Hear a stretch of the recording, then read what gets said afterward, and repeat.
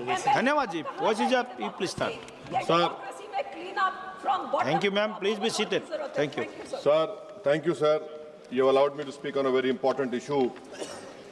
Sir, I would like to point out at the outset that SIR is violative of parliamentary legislation. It violates the powers prescribed by Parliament. It's contrary to the judgment of Supreme Court, a 3 judges judgment of Lal Babu Hussain, and it is a malified exercise of power to selectively disenfranchise on the basis of religion. Sir, Election Commission of India cannot be bigger than Supreme Court and Parliament of India, sir. Sir, may I point out to you, sir, the representation of the RP Act of 1950 and Registration Electoral Rules 1960 prescribe that inclusion in the electoral roll will be based on self-declaration of citizenship backed by 106 documents or identity prescribed in Form 6 of 1960 rules, including Aadhaar. Now, this is an act which was passed in Parliament, sir. Supreme Court, in its Lal Babu Hussain judgment, held that once an voter has been included in the electoral roll, there is a presumption that they are citizens and they cannot be removed except by an inquiry into the citizenship of the individual voter and giving them an opportunity of hearing after informing the basis on which doubt arose concerning citizenship. What is happening now is that the Election Commission is putting the burden of proof on the voter. It is completely in violation of the Representative of People Act 1950, Electoral Rules of 1960 passed by this House and the Supreme Court judgment of Lal Babu Hussain, sir. SIR, sir, has turned this head on its head and puts onus on the voters, sir. Sir, voters who were part of the electoral roll in 2025, instead of being given the benefit of presumption, are required to submit documents to prove the citizenship. The 2003 electoral roll is arbitrarily fixed at the baseline for which revision is being conducted. Sir, ECI is not a body empowered to go into question of citizenship. A power lies with Ministry of Home Affairs, Government of India, and Foreigners Tribunal created under the Foreigners Act. Sir, may I point out to you that what ECI is doing is wrong.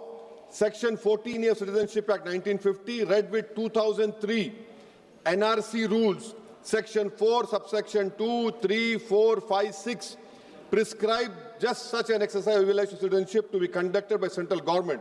How is it the ECI is assuming the power given to another agency of Parliament just by passing as you order? This is an occupied field. The ECI has no role to intervene.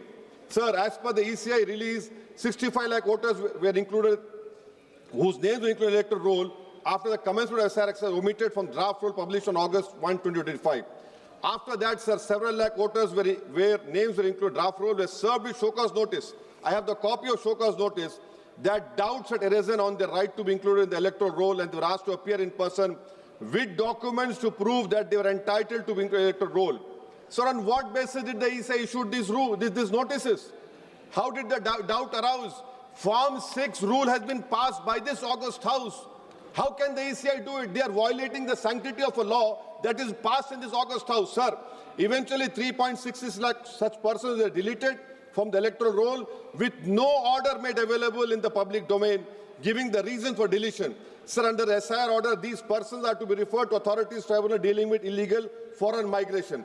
Now, sir, look at this, what the government is supporting the ECI. When this 3.66 lakh such persons deleted, the government immediately, which was the draft is published on 30th August and finally 30th September, this government came out with the new Immigration and Foreigners Act 2025 and was notified, and an Immigration Foreigners Exemption Order 2025 cemetery is promulgated the same day. Under this order, sir, no action under Foreigners Act will be taken against illegal entry, presence for citizens of Nepal, Bhutan, Tibet and Sri Lanka, Tamils, in addition to persons other than Muslims belonging to Afghanistan, Pakistan, Bangladesh.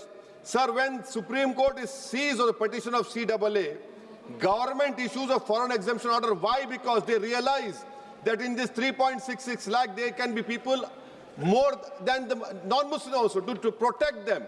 You have done it, and then after 5 years of CAA, you will give them citizenship. That is why I say that this whole exercise, sir, I'm concluding, sir. This is why I say this whole exercise is a backdoor NRC. Sir, Ambedkar was asked, is India's democracy? He said only in formal sense. To be democracy in the substantial sense, political power was held by the most marginalized and the weakest. He repeatedly said political power is the key to social progress. You have only 4% Muslims over here. The ruling party has no Muslim member. If Lok Sabha increase representation of OBCs and the upper caste is there, now it is at the cost of whom? Muslims are not there. They're not being reflected in the secular parties. For example, if Muslim majority seats like Wayanad can elect non-Muslims, surely Raebareli, Amethi, Etela can elect Muslims, sir. And now coming to this electors, sir. We are only become electors. We are not getting elected. Please coming, sir. I'm concluding, sir. Give me 2 minutes, sir. Please, sir. Now coming to this whole donations, BJP got 88% of donations, sir. Nearly 2,243 crores. So we the people is now represented by We the Private Limited. I would request this ruling party to please consider adopting a mixed member parliamentary system like Germany. Each voter has 2 votes, one for their MP and one for a political party. A tally is done. First, all local winners get seats, and the rest of seats are filled with the overall number of seats. Each party matches roughly percentage. Secondly, sir, delimitation. Don't do delimitation like what you have done in Kashmir and in Assam. Because if BJP it is delimitation, another game, it has to win, then the loser is going to other political parties. But the loser will be country's democracy. Sir, right to vote. Ambedkar called it a principal theory of the Constitution. I would demand, I have put a private bill last assembly, the age of contesting elections for MLA and Lok Sabha should be brought down to 20. Rajya Sabha 25, for Vidhan Sabha 22. Why? Because, sir, we have 52% of India's population under the age of 30. What are we giving to them? So that is what I propose. And lastly, Thank sir, you. and I'm including this. Lastly, sir. Sir, I'm just concluding, sir. Lastly, sir, we must build a consensus and make right to vote a fundamental right. I oppose the SIR. This is nothing but backdoor NRC. This is an exercise, a selective exercise to disenfranchise people in the name of religion. Thank you, sir. सभापति जी धन्यवाद। आज का विषय देश के करोड़ों मतदाताओं के सम्मान और उनके लोकतांत्रिक अधिकार से जुड़ा हुआ है।